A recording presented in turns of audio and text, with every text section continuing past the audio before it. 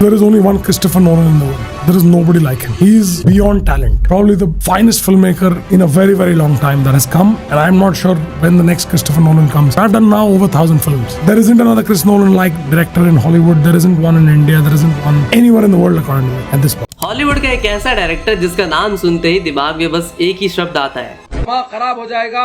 I mean mind bending. मतलब एक ऐसा फिल्म मेकर जिसकी फिल्में एक बार में किसी को ठीक से समझ ही नहीं आती और उसकी 10-12 साल पहले आई फिल्मों के एंडिंग को आज भी यूट्यूबर्स एक्सप्लेन करते फिरते हैं। सबसे फेवरेट नोलन फिल्म कौन सी है आपकी और क्यों, और उस क्यों को एकदम खींच यार देखो, नोलन मुझे समझ में नहीं आते हैं ज्यादा। उस डायरेक्टर का खुद सबसे बड़ा फैन अपने डायरेक्टर्स को कैसे अप्रिशिएट करता है, आप खुद सुन लो। My life is like a Christopher Nolan movie. I don't really understand what's going on. What would you tell him or her? I'd say don't try to understand it, just feel it. Media person जब उसे पूछते हैं कि ऐसी फिल्में बनाने से पहले आप सोचते नहीं कि ऑडियंस ऐसी फिल्मों को हजम कैसे करेगी, तो कहता है कि बेटा वो तो तुम्हारी प्रॉब्लम है। Did you have any concerns about it being a difficult thing for an audience to grasp? It's like, you know, I mean, even आज के 5G और AI वाले जमाने में एक ऐसा इंसान है जो खुद को सोशल मीडिया से कोसों दूर रखता है। इनके पास ना अपना पर्सनल ईमेल आईडी है और ना ही कोई स्मार्टफोन, क्योंकि इनका मानना है कि ये चीजें सिर्फ डिस्ट्रैक्ट करती है। जरूरत पड़ने पर चुपचाप किसी का भी फोन मांगकर कॉल कर लेते हैं ताकि अपने काम पे उनका फोकस 100% बरकरार रहे। If I see Chris Nolan, I throw my phone. I don't have a smartphone. And this is even when we're not shooting. Still to this day. Yes. If you see him, just put your phone down. लेकिन जब बात आती है action और cinema की, तो ये इंसान कंप्यूटर ग्राफिक्स या फिर CGI को साइड में रखकर प्रैक्टिकल इफेक्ट्स पे खेलता है। असलियत दिखाने के लिए ऐसी दीवानगी कि ये उसामा बिन लादेन बन जाता है। I mean, टेनेट मूवी के लिए इन्होंने एक सच का असली बोइंग 747 प्लेन क्रैश करा दिया था बिल्डिंग से।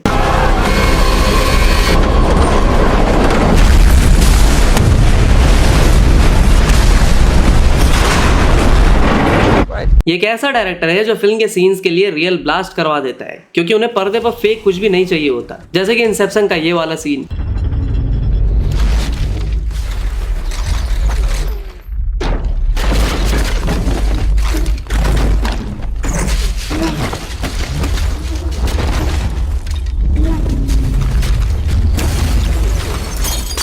टाइम यानी कि समय, हाँ, इनके साथ इनका एक अलग ही ऑब्सेशन है। इनकी लगभग हर मूवी में मेन थीम टाइम के आसपास ही घूमती है, चाहे वो टेनेट में टाइम को उल्टा चलाना हो, इंटरस्टेलर में टाइम का खींचना हो, या फिर डनकर्क में तीनों अलग अलग टाइमलाइंस होना। अपने मास्टर विजन को परफेक्ट करने के लिए वो किसी भी हद तक जा सकते हैं। यहाँ तक कि इंसेप्शन की स्टोरी लिखने के लिए और उसको स्क्रीन पे परफेक्ट बनाने के लिए उन्होंने लगभग 10 साल का वक्त लिया था। देखो, आमतौर पर हॉलीवुड और अब तो बॉलीवुड में भी बड़ी फिल्मों में एक्शन या फिर छोटे सीन शूट करने के लिए अक्सर अलग डायरेक्टर की सेकंड यूनिट होती है, लेकिन नोलन की फिल्मों में हर एक सिंगल शॉट ये खुद डायरेक्ट करते हैं ताकि उनका विजन बिल्कुल भी डिस्ट्रैक्ट ना हो। साथ ही ये IMAX कैमरा के बहुत बड़े दीवाने हैं। उनकी ज्यादातर मूवी 70mm IMAX कैमरे से शूट होती है, जो ऑडियंस को सिनेमा का सबसे बेस्ट और मैसिव विजुअल एक्सपीरियंस देता है। यूके और अमेरिका दोनों देशों की डुअल सिटीजनशिप रखने वाले क्रिस्टोफर नोलन की आज हम एक ऐसी जर्नी डिकोड करेंगे जो आपके दिमाग को हिला के रख देगी। तो आज के राइज अप स्टार में हम नोलन की फिल्म मेकिंग सीक्रेट्स को और उनके माइंड बेंडिंग कॉन्सेप्ट्स को डिटेल में समझेंगे। एक ऐसा डायरेक्टर जो कभी फिल्म स्कूल नहीं गया, लेकिन वो दुनिया का सबसे अलग और सबसे यूनिक डायरेक्टर कैसे बना, और क्या है वो एक चीज जो KGF और सालार के डायरेक्टर प्रशांत नील और क्रिस्टोफर नोलन को जोड़ती है। यानी कि दोनों में ऐसी कौन सी बात है जो बिल्कुल कॉमन।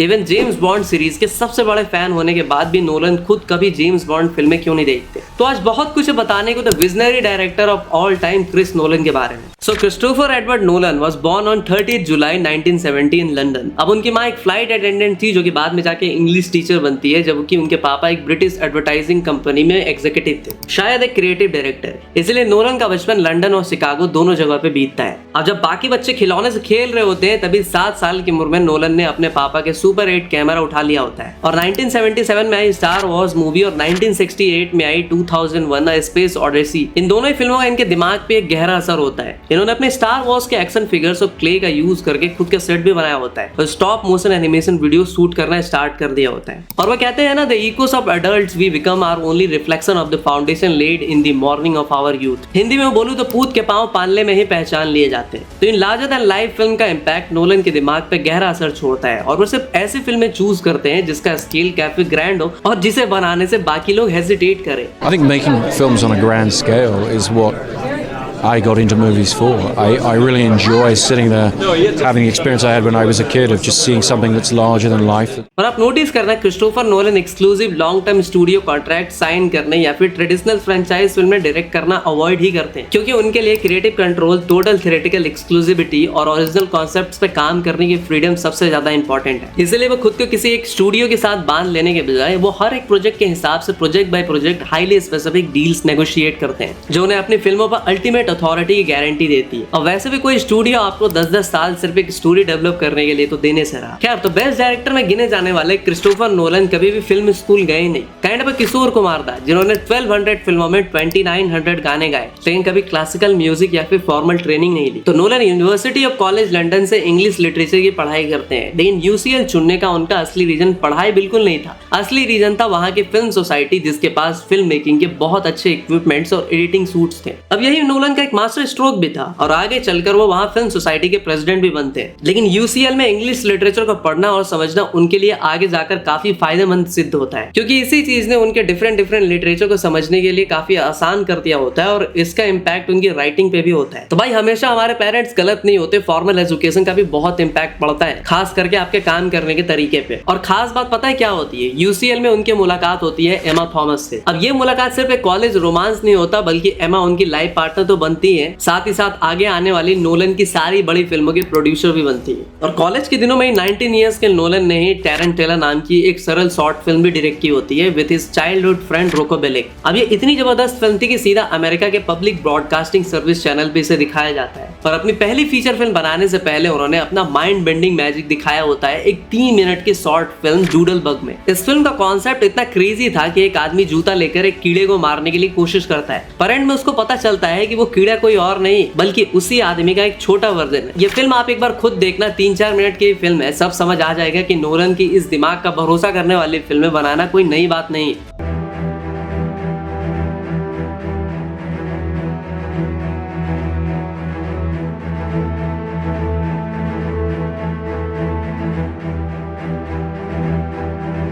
तो 1998 में जब नोलन अपनी पहली फीचर फिल्म फॉलोइंग बनाते हैं, तो इस फिल्म का बजट सुनकर किसी का भी दिमाग हिल जाएगा। ये सिर्फ $6,000 यानी कि करीब 5 लाख रुपए में बनाई जाती है। इस फिल्म की स्क्रिप्टिंग का आइडिया भी बहुत अजीब होता है। एक्चुअली एक बार लंदन में नोलन के फ्लैट में चोरी हो जाती है। तब नोलन सोचने लगते हैं कि वो चोर मेरा सामान देखकर मेरे बारे में क्या सोच रहा होगा, और यहीं से अनजान लोगों का पीछा करने वाले एक आदमी की कहानी पैदा होती है। अब सीधी सी बात है कि बजट कम था, फिल्म का स्टॉक यानी कि रील्स बहुत महंगी आती थी, इसलिए उन्होंने रिहर्सल्स का जुगाड़ भी लगाया। नोलन और उनके दोस्त मंडे से फ्राइडे अपनी नॉर्मल जॉब्स करते और वीकेंड पे फिल्म शूट करते। रील्स बचाने के लिए वो एक्टर्स के साथ महीनों तक रिहर्सल करते ताकि शूट के दिन हर सीन सिर्फ पहले या दूसरे टेक में ही ओके हो जाए। लेकिन नोलन के सक्सेस में एक और इंसान का उतना ही बड़ा हाथ था, और ये थे उनके छोटे भाई जोनाथन नोलन। इन दोनों भाइयों की जोड़ी ने मिलकर ही द डार्क नाइट, इंटरस्टेलर और द प्रेस्टीज जैसी मास्टरपीस हॉलीवुड फिल्में बनाई। लेकिन इन दोनों की जोड़ी का पहला बड़ा धमाका होता है साल 2000 में, जब फिल्म आती है मेमेंटो। इस फिल्म की कहानी का आइडिया जोनाथन ने ही नोलन को तब सुनाया होता है जब दोनों भाई शिकागो से लॉस एंजलिस के एक रोड ट्रिप पे जा रहे हो। अब नोलन ने इस कहानी को रिवर्स में स्क्रीन पे उतारा होता है, जिसने हॉलीवुड में नोलन को एक अलग पहचान दिला दी होती है।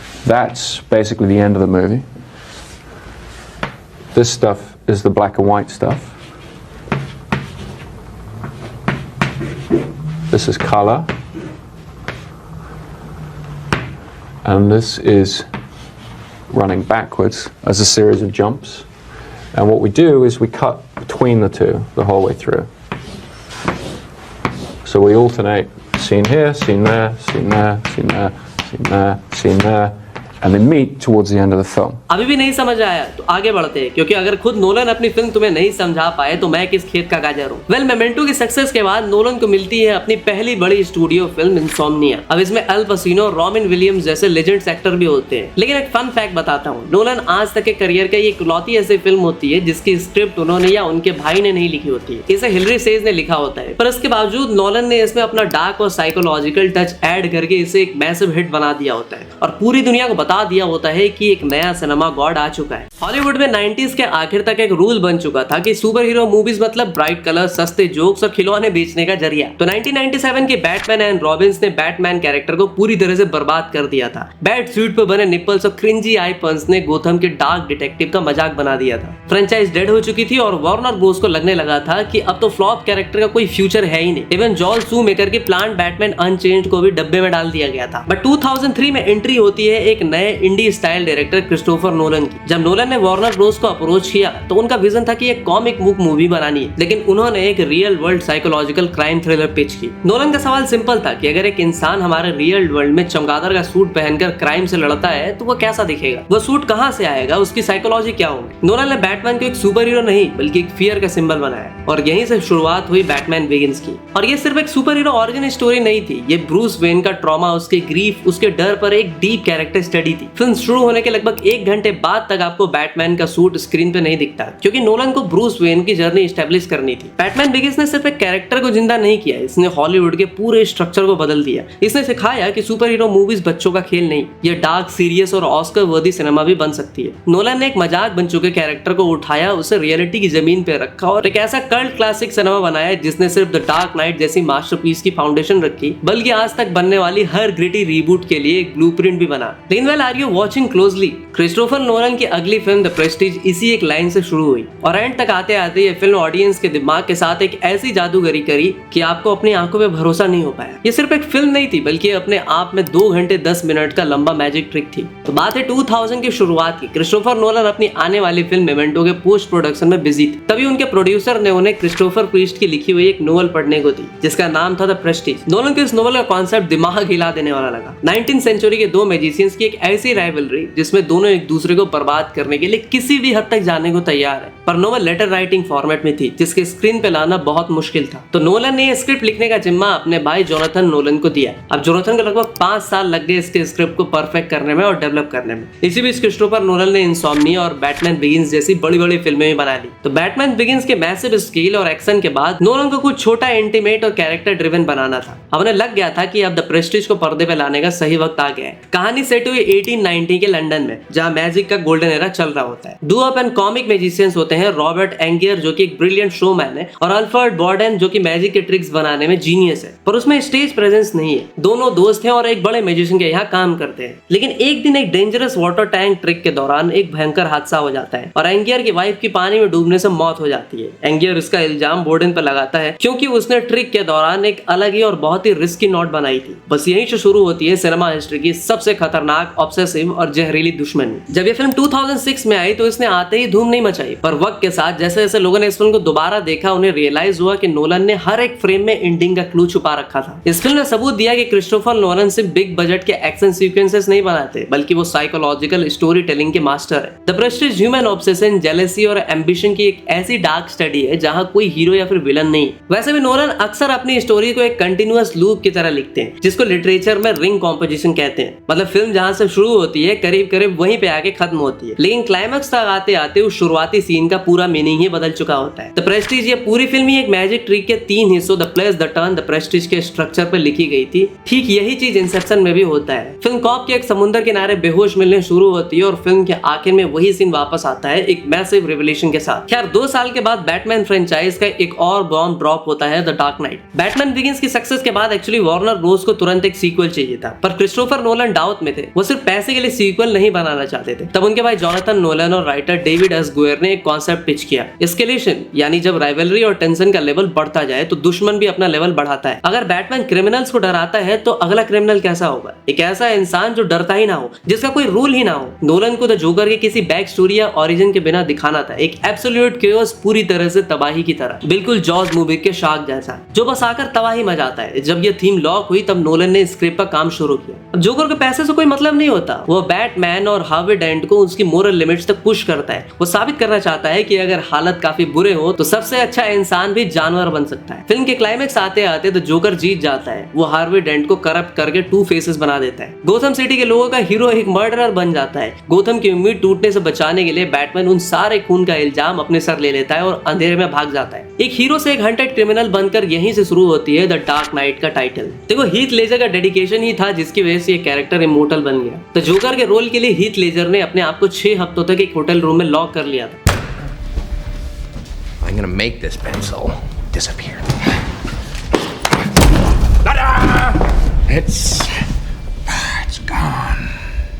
वो जोकर की आवाज, उसकी हंसी और उसकी साइकोलॉजी डेवलप कर रहे थे। उन्होंने एक जोकर डायरी मेंटेन भी करी थी जिसमें उन्होंने ब्लाइंड बेबीज और लैंड माइंस जैसी चीजों की फोटोज लगाई थी। इवन अपना मेकअप भी हीथ लेजर ने खुद ही डिजाइन किया था, ड्रग स्टोर मेकअप यूज करके, ताकि वो ग्रंगी लगे, ना कि किसी स्टूडियो का परफेक्ट मेकअप। और पता है, हीथ लेजर ही वो इंसान था जिसके लिए नोलन ने अपना रूल तक ब्रेक कर लिया था। मतलब हर छोटी से छोटी सीन को खुद डायरेक्ट करने वाले नोलन ने इस फिल्म के कुछ सीन्स हीथ लेजर को दिया था खुद डायरेक्ट करने के लिए। अगर आपको याद हो तो फिल्म में एक सीन है जहां जोकर एक नकली बैटमैन को टॉर्चर करता है और कैमरा पर चिल्लाता है, look at me. Christopher Nolan चाहते थे कि यह वीडियो एकदम रॉ और एमेच्योर लगे, इसलिए उन्होंने हीथ लेजर को एक छोटा वीडियो कैमरा दिया था और कहा था कि इस सीन को वो खुद अपने हिसाब से शूट करे। फिल्म में आगे चलकर द जोकर एक और वीडियो रिलीज करता है जिसमें उसने GCN रिपोर्टर माइक एंगल को हॉस्टेज बनाया होता है और उससे अपना स्टेटमेंट पढ़वाता है। पहले वीडियो में लेजर का काम देखने के बाद क्रिस्टोफर नोलन ने उन पे इतना भरोसा किया होता है कि उन्होंने इस दूसरे वीडियो का पूरा क्रिएटिव कंट्रोल हीथ लेजर को दे दिया होता है। हीथ लेजर को द डार्क नाइट में उनकी ऐसी लेजेंडरी परफॉर्मेंस के लिए उनके मरने के बाद भी सिनेमा की दुनिया का लगभग सारे बड़े अवार्ड्स मिलते हैं, जैसे ऑस्कर का एकेडमिक अवार्ड से लेकर गोल्डन ग्लोब अवार्ड,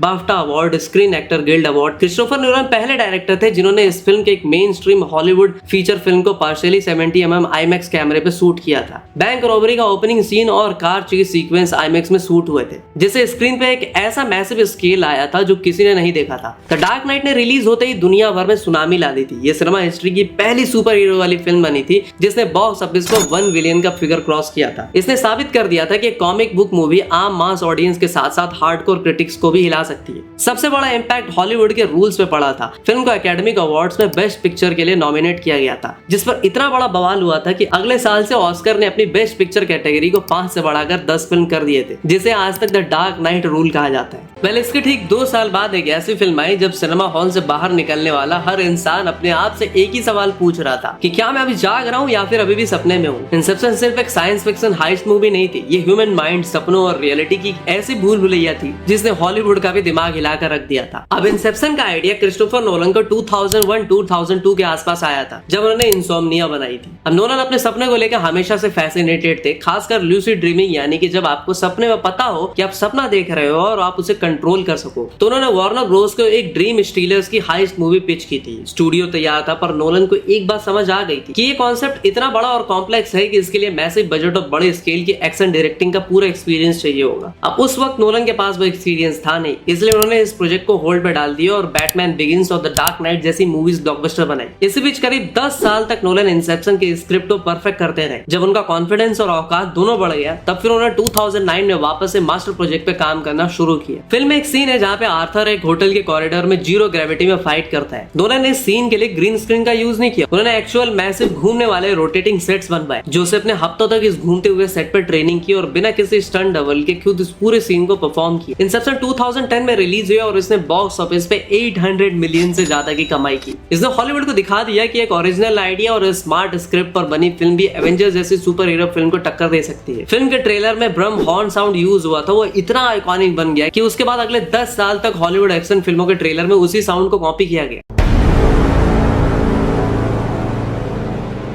पर इस फिल्म की सबसे बड़ी लेगेसी क्या है पता है? इसका एंडिंग। फिल्म के आखिर में कॉब अपने बच्चों से मिलता है, पर यहाँ पे चेक करने वाली बात ये है कि वो रियलिटी में है या फिर सपने में। एक्चुअली वो अपना टोटेम जो कि स्पेलिंग टॉप पे घूमता है, अगर वो टॉप घूमता रह गया तो मतलब वो सपने में है, अगर वो गिर गया तो वो रियलिटी। कॉब का टॉप घूमता है पर उसे गिरते हुए देखने से पहले ही वो अपने बच्चों के पास चला जाता है। इसके बाद स्क्रीन ब्लैक हो जाती है। अब लोग आज तक लड़ते हैं कि कॉब सपने में था या फिर रियलिटी में। क्रिस्टोफर नोलन का इस पे कहना था कि एंड का पॉइंट ये नहीं है कि टॉप गिरा या नहीं, पॉइंट ये है कि कॉब ने टॉप की तरफ देखना बंद कर दिया, मतलब उसने रियलिटी को एक्सेप्ट कर लिया चाहे जो भी हो। इवन विल स्मिथ जैसे एक्टर को आज भी इंसेप्शन रिजेक्ट करने का अफसोस है। It hurts too bad. I don't think I've ever even said it publicly before. And I'm going to say it now because we're opening up to one another. Yeah. Chris Nolan brought me Inception first, and I didn't get it. Wow. That's never been said before. I've never said that out loud. It's an exclusive. It's an exclusive.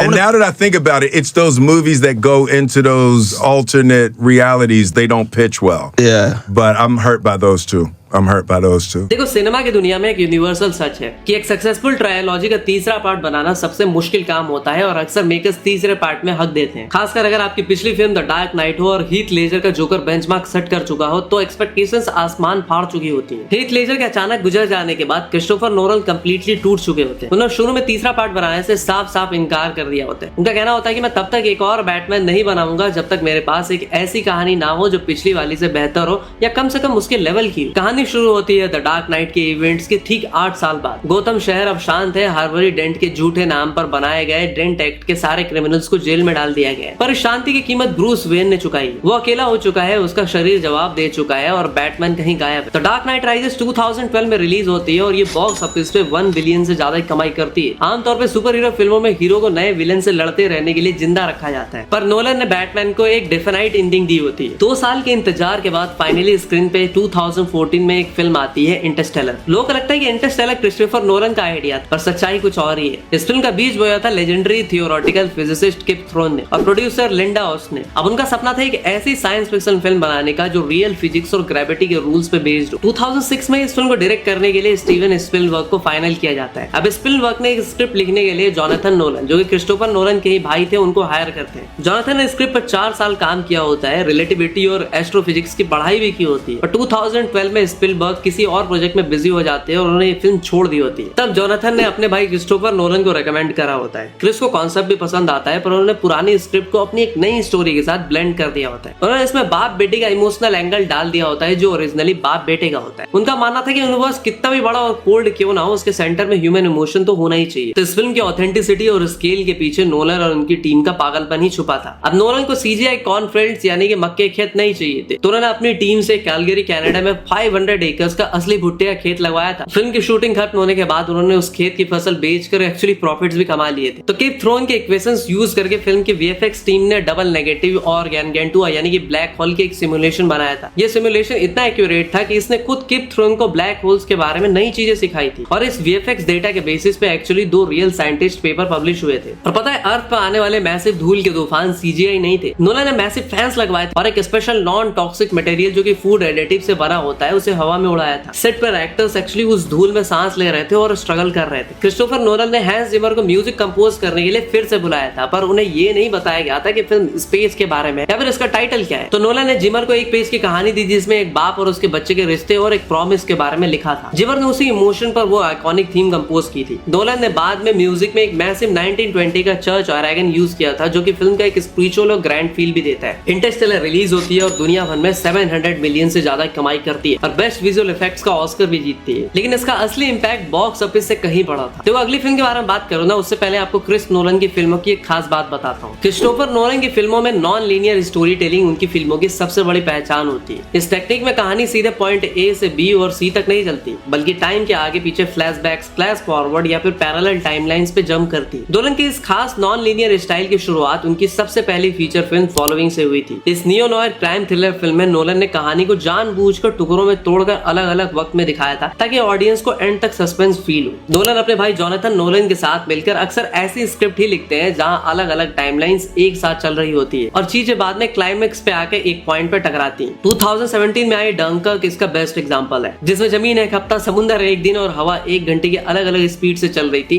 Timelines को cross cut करके एक scene पे एक साथ दिखाया गया था। तो होता कुछ ऐसा है कि 1992 में क्रिस्टोफर नोलन और उनकी वाइफ एमा थॉमस अपने एक फ्रेंड के साथ एक छोटी सी बोट लेकर इंग्लिश चैनल यानी कि इंग्लैंड और फ्रांस के बीच का समुद्र क्रॉस कर रहे होते हैं। अब मौसम खराब हो गया होता है और उनका सफर इतना डरावना और मुश्किल हो गया होता है कि नोलन को लगने लगता है कि जैसे उनकी जान ही चली जाएगी। अब ये सब तब होता है जब कोई उन पर गोलियां नहीं चला रहा होता। नोलन सोचते हैं कि अगर पीस टाइम में ये समुद्र इतना भयंकर है तो 1940 में जब 4 लाख ब्रिटिश सोल्जर्स डंकर्क के बीच फंस गए थे और दुश्मन उन पे बॉम्ब गिरा रहा था, तब उन सिविलियन बोट्स का सफर कैसा रहा होगा। अब यहीं से डंकर्क का बीज बोया जाता है। पर नोलन जानते थे कि इस एपिक स्केल के पर्दे पे उतारने के लिए उन्हें मैसिव बजट और स्टूडियो ट्रस्ट चाहिए, इसलिए उन्होंने इस आइडिया को करीब 25 साल तक अपने दिमाग में लॉक करके ही रखा होता है। जब इंटरस्टेलर और डार्क नाइट ट्रायोलॉजी जैसी ब्लॉकबस्टर के बाद उनका नाम खुद एक ब्रांड बन जाता है, तब जाके उन्होंने वार्नर ब्रोस के सामने डंकर्क पिच की होती है। एक ऐसी वॉर फिल्म जिसमें पॉलिटिक्स नहीं, सिर्फ सर्वाइवल की कहानी है। डंकर्क 2020 में रिलीज होती है और इसने दुनिया भर में 526 मिलियन से ज्यादा पैसे कमाए होते, जो कि उस वक्त तक किसी भी वर्ल्ड वॉर 2 फिल्म के लिए सबसे बड़ा रिकॉर्ड था। इस फिल्म में 8 ऑस्कर नॉमिनेशंस हासिल किए होते हैं, जिसमें नोलन को उनके करियर का पहला बेस्ट डायरेक्टर का नॉमिनेशन भी मिलता है। लेकिन 2020 में जब कोविड चल रहा होता है तब नोलन की एक फिल्म आती है और वो कहती है, Don't try to understand it. Feel it. ये सिर्फ टेनेट का एक डायलॉग नहीं होता बल्कि क्रिस्टोफर नोलन को अपने ऑडियंस के लिए एक डायरेक्ट वार्निंग या फिर सजेशन होती है। I'd say don't try to understand it, just feel it. अब नोलन जो हमेशा टाइम के साथ खेलने के लिए जाने जाते हैं, मेमेंटो, इंसेप्शन, इंटरस्टेलर, डनकर्क, उन्होंने टेनेट के टाइम पे कॉन्सेप्ट में एक ऐसे एक्सट्रीम लिमिट को पुश कर दिया होता है कि लोगों के दिमाग के तार हिल जाते हैं। टेनेट का बीज क्रिस्टोफर नोलन के दिमाग में लगभग 20 साल पहले बो दिया गया था। उनके दिमाग में एक बहुत ही सिंपल सी इमेज बसी थी कि एक चलाई हुई गोली जो दीवार से निकलकर वापस बंदूक में जा रही है। और टेनेट के ब्लैक एंड व्हाइट पोस्टर से याद आया कि केजीएफ सालार के डायरेक्टर प्रशांत नील की तरह नोलन भी कलर ब्लाइंड है, यानी Nolan red green colour blind है, यानी उन्हें लाल और हरे रंग में फर्क करने में प्रॉब्लम होती है। मेमेंटो में नोलन ने स्टोरी को उल्टा चलाया होता है, पर टेनेट के लिए वो चाहते थे कि रियलिटी और फिजिक्स खुद उल्टे चले। इस कॉन्सेप्ट को नोलन ने नाम दिया होता है टाइम इन्वर्जन, जहाँ वक्त पीछे नहीं जाता बल्कि चीजों की एंट्रोपी उलट जाती है और वो वक्त में पीछे की तरफ मूव करती है। इस स्क्रिप्ट को परफेक्ट करने में नोलन को लगभग 6-7 साल लग जाते हैं। उन्होंने अपने इंटरस्टेलर के साथ ही नोबेल प्राइज विनिंग फिजिसिस्ट किप थ्रोन को वापस बुलाया होता है ताकि स्क्रिप्ट में यूज होने वाला क्वांटम फिजिक्स और थर्मोडायनामिक्स के कॉन्सेप्ट को पूरी तरह से साइंटिफिकली पॉसिबल और एक्यूरेट लगे। टेनेट का सबसे बड़ा इंपैक्ट बॉक्स ऑफिस पे नंबर्स पे नहीं होता बल्कि उसके रिलीज के वक्त से जुड़ा होता है। फिल्म अगस्त 2020 में रिलीज होती है और इस टाइम पे पूरी दुनिया कोविड-19 पैंडेमिक से अपने पीक पे होती है और थिएटर्स बंद होते हैं। अब वार्नर ब्रोस चाहते थे कि फिल्म को ओटीटी पे रिलीज कर दिया जाए, लेकिन क्रिस्टोफर नोलन अड़ जाते हैं। उनका मानना होता है ये थिएटर को जिंदा रखने के लिए एक मैसिव ब्लॉकबस्टर का आना जरूरी। अब नोलन की जिद की वजह से फिल्म थिएटर में रिलीज होती है। हालांकि पैंडेमिक की वजह से फिल्म सिर्फ 365 मिलियन कमाती है, जो कि उसके 200 मिलियन बजट को देखते हुए बहुत ही कम होता है। पर सिनेमा ओनर्स आज भी नोलन की रिस्पेक्ट करते हैं क्योंकि उन्होंने सबसे मुश्किल वक्त में थिएटर्स का साथ नहीं छोड़ा होता है। लेकिन सालों तक साथ काम करने वाले वार्नर ब्रोस के साथ हुआ ये लफड़ा ओपनहाइमर के टाइम पे बहुत ज्यादा बढ़ जाता है और इसी की वजह से क्रिस्टोफर नोलन और वार्नर ब्रोस के करीब 20 साल पुराने और सुपरहिट रिश्ते को हमेशा के लिए तोड़ दिया होता है। और पता है इस पूरे कंट्रोवर्सी का सेंटर सच में HBO मैक्स ही होता है। तो एक्चुअली दिसंबर 2020 में कोविड-19 पैंडेमिक के बीच वार्नर ब्रोस ने अचानक से एक बहुत बड़ी अनाउंसमेंट की होती है। उन्होंने डिसाइड किया होता है कि उनकी 2021 में आने वाली सारी 17 बड़ी फिल्में जैसे कि dune, the matrix, Godzilla versus Kong theatre और उनके नए स्ट्रीमिंग प्लेटफॉर्म HBO मैक्स पे एक ही दिन सेम डे पे रिलीज होगी। अब प्रॉब्लम ये नहीं थी कि फिल्म स्ट्रीमिंग पे जा रही थी, प्रॉब्लम तरीके में थी। वार्नर ब्रोस ने इतना बड़ा फैसला लेने से पहले किसी भी बड़े डायरेक्टर, एक्टर या प्रोडक्शन पार्टनर से कोई कंसल्ट नहीं किया था। अब नोलन जो हमेशा से थियोरेटिकल एक्सपीरियंस के सबसे बड़े सपोर्टर माने जाते हैं, इस बात पे भड़क जाते हैं। उन्हें लगता है कि स्टूडियो अपने नए और फ्लॉप हो रहे स्ट्रीमिंग सर्विस HBO मैक्स के सब्सक्राइबर बढ़ाने के लिए फिल्म मेकर्स की सालों की मेहनत का इस्तेमाल लॉस लीडर की तरह कर रहे हैं। 2002 की इंसोम्निया से लेकर टेनेट 2020 तक नोलन अपनी सारी मेगा हिट फिल्में जैसे कि the dark night trilogy, Inception, Interstellar, Dunkirk Warner Bros के साथ ही बनाई होती है। लेकिन इस HBO मैक्स लफड़े के बाद नोलन का भरोसा वार्नर ब्रोस से पूरी तरह से उड़ जाता है। उन्हें फैसला किया होता है कि वो अपना अगला प्रोजेक्ट वार्नर ब्रोस के साथ नहीं बनाए। तो जब नोलन ने ओपनहाइमर बनानी शुरू की होती है तो उन्होंने दूसरे स्टूडियो से बात की होती है और आखिर में ये फिल्म यूनिवर्सल पिक्चर्स को मिल जाती है। अब यूनिवर्सल ने नोलन की हर शर्त मानी होती है, जैसे 100+ दिन की एक्सक्लूसिव थिएटर रिलीज, आसपास कोई और बड़ी फिल्म रिलीज ना करना। तो ओपनहाइमर यूनिवर्सल के झंडे तले एक मैसिव ब्लॉकबस्टर बनती है और नियरली $1 बिलियन कलेक्शन करती है और वो 7 ऑस्कर्स भी जीतती है। जबकि वार्नर ब्रोस को अपने सबसे बड़े और भरोसेमंद डायरेक्टर से हाथ धोना पड़ता है। ओपनहाइमर के बाद हर किसी की नजर इस पे थी कि नोलन अब क्या करेंगे, तो उन्होंने सीधा ग्रीक माइथोलॉजी से सबसे बड़े इपिक पे हाथ डाल दिया होता है। मार्च 2024 में जब ओपनहाइमर ने ऑस्कर में बेस्ट पिक्चर, बेस्ट डायरेक्टर सहित कई अवार्ड जीते होते हैं तो क्रिस्टोफर नोलन और उनकी प्रोडक्शन पत्नी एमा थॉमस को लगा होता है कि मैसिव सक्सेस से उन्हें एक ऐसी आजादी मिल चुकी है कि अब वो अपना कोई भी ड्रीम प्रोजेक्ट बना सकते हैं। तो अब नोलन ने होमर के ancient Greek EPIC the Odyssey पे काम करना शुरू किया होता है। उन्होंने इसकी कई ट्रांसलेशन पढ़ी होती है, खासकर क्लासिक एमिली विंसेंट की 2017 वाली ट्रांसलेशन। नोलन का विजन एकदम क्लियर होता है। उन्हें ग्रीक माइथोलॉजी को CGI से भरा हुआ फैंटेसी नहीं बल्कि एकदम रियलिस्टिक और ग्राउंडेड तरीके से पर्दे पे उतारना होता है। इसके लिए उन्होंने अकीरा कुरोसावा के रान और पुरानी क्लासिक एंड्रे रूबले जैसी इपिक हिस्टोरिकल फिल्मों से इंस्पिरेशन भी ली होती है। अब ये नोलन के करियर की सबसे एक्सपेंसिव यानी कि करीब 250 मिलियन की बजट वाली फिल्मों में से एक है और ये पहली ऐसी फिल्म होगी जो पूरी तरह से इंटायरली IMAX 70mm कैमरे पे शूट की गई है। और पता है ओडेसिस के रोल के लिए मैट डोमन ने अपनी डाइट से ग्लूटेन भी बिल्कुल हटा दिया था और अपना वजन घटाकर 76 kg कर लिया था ताकि वो लीन बट स्ट्रॉन्ग दिखे। सबसे बड़ी बात, उन्होंने 1 साल तक असली लंबे बियर्ड बियर्ड उगाई थी, क्योंकि क्रिस्टोफर नोलन को स्क्रीन पे नकली बालों, आर्टिफिशियल हेयर से सख्त नफरत है। उन्हें रियल हेयर की फिजिकलिटी ही चाहिए। अब फिल्म को किसी स्टूडियो में बंद कमरे या फिर ग्रीन स्क्रीन तक सीमित नहीं रखा जाता। Shooting Morocco, Greece, Italy, Scotland, Iceland, west Sahara और माल्टा जैसे ब्रेथ टेकिंग जगहों पे शूट की जाती है, जो कि नोलन हमेशा से करते आए हैं। इंटरस्टेलर में भी आइसलैंड में जाके शूटिंग हुई थी। ओपेनहाइमर के बाद नोलन का ग्रीक माइथोलॉजी को अपने अंदाज में बिना किसी सस्ते सीजीआई के एकदम रॉ, डार्क और वायलेंट तरीके से दिखाना, यह सिनेमा की हिस्ट्री में एक बहुत बड़ा इवेंट बनने वाला होता है, जो कि मैं फिल्म देखने के बाद आपसे जरूर शेयर करूंगा। तो भाई ये थे